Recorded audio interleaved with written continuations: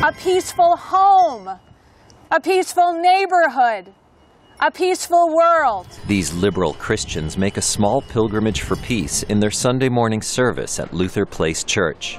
Back inside, Senior Pastor Karen Brau says there's too much violence in the world. Can we go to those places that are about peace? Because Lord knows, you're looking at the Washington Post this morning, right? The 3 ways we can blow up the world just today, right?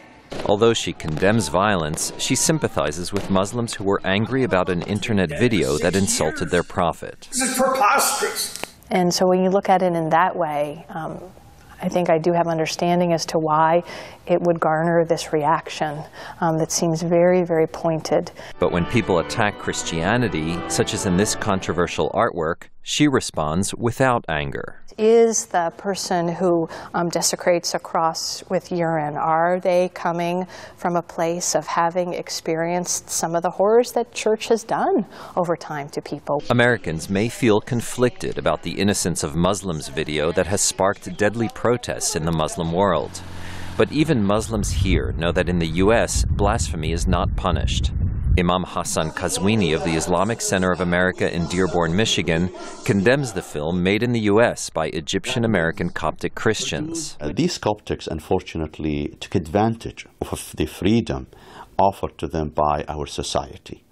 Had they been living elsewhere, maybe they could not have wreaked this havoc and cause all this turmoil. Robert Destro is a law professor at the Catholic University of America in Washington. He says that's what the First Amendment to the Constitution is about. Our government is not supposed to take sides in religious disputes. He says it can only stop speech if it threatens public order. But the very idea that we would start to say to people, your thoughts are illegitimate, I mean, where does that stop? You know, I think it's very easy to say we should protect other people's sensibilities, but it's very easy for governments to turn that into a tool of political or religious oppression. At the Luther Place Church, choir member Krista Martin agrees with the professor. I think it's a pretty slippery slope when you start going after religious symbols and religion and saying you can say this, but you can't say that. Nearly every major faith in America endures a certain amount of attacks and insults, especially on the internet.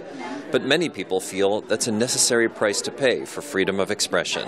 Jerome Socolovsky, VOA News, Washington.